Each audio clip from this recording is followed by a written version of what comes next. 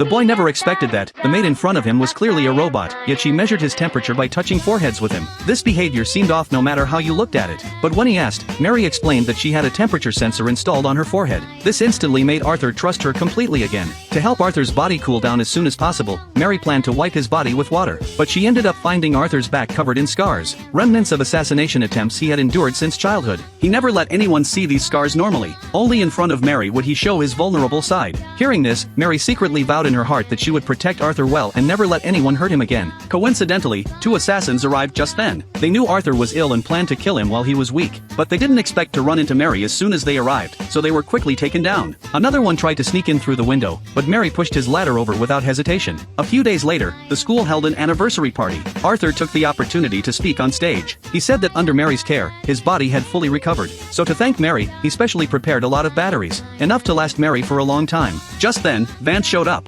Seeing Mary in her maid outfit, Vance hugged her without hesitation. The sight made Arthur so angry he wanted to kill someone, but soon, a teacher interrupted them. He was an old acquaintance of Arthur's, so they planned to find a quiet place to talk. Watching them leave, Mary decided to take the chance to teach Vance a good lesson. But when she found him, she saw that Vance had made many people wear the same clothes as him, meaning he was already prepared to escape. This made Mary realize Arthur might be in danger. She hurried toward Arthur's location. On the other side, Vance had already injected Arthur with a sedative. Vance thought he had passed out, but at that moment, Arthur pulled out a stun gun. Unfortunately, the electric current was blocked by Vance's insulated gloves. But Vance also didn't expect that Arthur could still resist after being injected with a sedative. So he quickly gave him another dose. A dose he had originally planned to use on Mary. Now he had to use Arthur to lure Mary instead. Following Arthur's location, Mary soon walked into a room. But as soon as she entered, she was attacked by Vance. Luckily, this didn't hurt her. The two immediately started fighting. But Vance was a professional assassin after all, and he was slightly superior to Mary in terms of strength. So he quickly pinned Mary to the ground. Then he choked her neck, preparing to kill her directly. But at the critical moment, a sharp pain suddenly shot through his right hand. Mary took the opportunity to break free from his grasp.